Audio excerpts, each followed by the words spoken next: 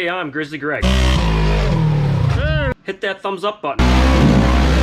Drop a comment. Always smash that subscribe button. Thank you to my sponsor, Pandemic Performance. Check them out on Instagram, Facebook, and pandemicperformance.com for all your performance needs. Enjoy the video.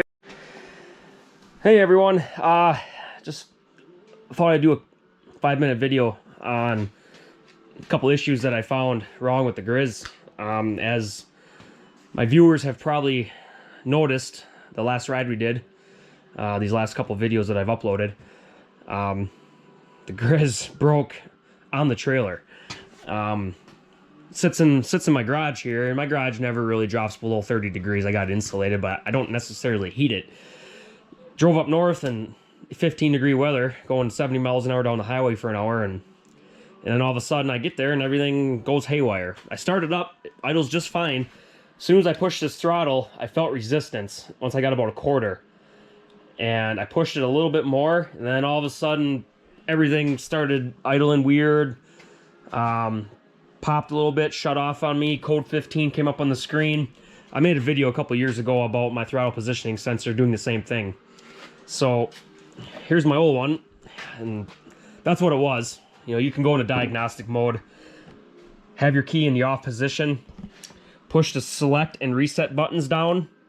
As you hold them, turn your key to the on position. This will cycle. You hold it for about 8 seconds. Diagnostic screen will show up. You let go of these two buttons. You hold them down again for another 3 or 4 seconds. And then the throttle positioning sensor settings will be right here. And at 0 throttle, you should be at a number between 15 and 20. At full throttle, it should be 95 to 100. Mine was at 17 at no throttle. And then it worked fine until about 45, which is about half throttle. Then after, from half throttle to full throttle, it went down to like 40. Like, it was... Obviously, it was a throttle positioning sensor. And what happens is, there's no gasket or anything right here around this. And it just fits right on the side of your throttle body behind the snorkel here. I don't know if you can see in there or not, but there's really no good way of sealing that out 100%. You know, moisture can get in there and it'd be fine all summer. Or for, you know, you southern folk, you don't hit freezing temperatures that much. But for me, I've been struggling with that. So I stuck a little dielectric grease around here and squished it on to maybe help seal out some of the components. I really don't want to use silicone or gasket material. That tends to glue it, but you can see it gets all rusty in here, and then it just eats away at that sensor. The new one doesn't wiggle that much. You can see that wiggle, that gap. That's not good. That means that ice and water got in there. And anyway, I put it on there, and then you just kind of adjust it a little bit. And I keep mine at 17 at idle, and then 100, 101 at full throttle. Started right up, runs fine. Then my 4-wheel drive quit working. That one kind of stumped me for a good about 4 hours this week. Had a few hours into it on Tuesday, a few hours last night. Right now it's Saturday morning, but I figured everything out, I believe. Switch was new. I replaced that not too long ago. And then this is the relay right here. So I was like, well, it's clicking just fine. But I ordered another one because they're cheap. You can get them for like 10 bucks a piece off Amazon. So I ordered one of them. Didn't change it. I couldn't get anything to respond. Checked all my wiring, seeing if there was a rubbed wire. Checked the wires going into the connection.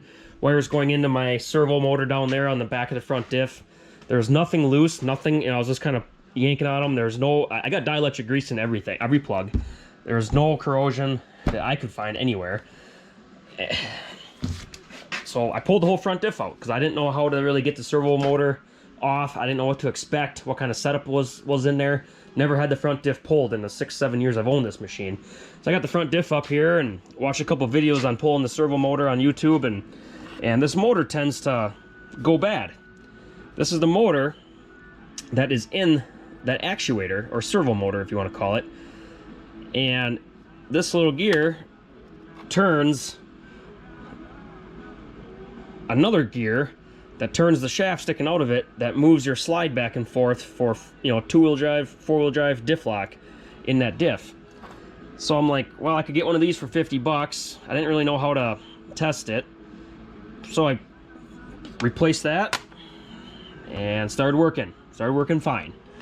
So I'm assuming something in this little motor took a crap. That servo motor, obviously you can pull it on the machine. You don't got to pull everything apart. I pulled the whole front diff. That's about a 2 hour process, not 2 hour, hour process if you're good at it. But it's just 3 bolts and the thing comes right off the back. It'd be a lot easier just getting it up here. But when you put them back together, 501 Parts, he's got a couple good videos on the 1 HP 3B4 servo motors on how to time them when you replace that motor, because you got to time them back to 2-wheel drive. Otherwise, the switch and relay don't communicate with the servo motor. It was quite interesting. That's something I didn't really know. I unplugged the battery after I got everything replaced and back in there just to reset everything. 4-wheel drive switch went to 2-wheel drive. That was timed to 2-wheel drive, and everything's been working fine since. So started putting her back together. I just started it up, ran fine. Obviously, I knew that was going to be the case with the throttle positioning sensor, but hope I didn't talk too fast. I hope this wasn't too boring, but just a little informational video for my fellow Grizzly owners out there. So, but yeah, thanks for watching.